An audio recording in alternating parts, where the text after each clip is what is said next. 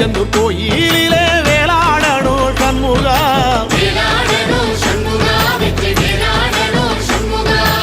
பிள்ளையாண்டான் பிள்ளை என வரம் கொடுக்கணும் சண்முகா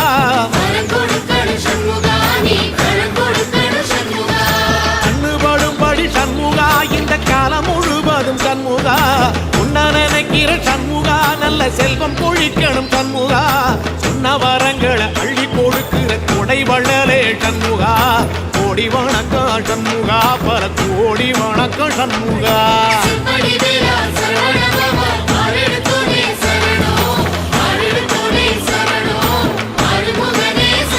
ஐயா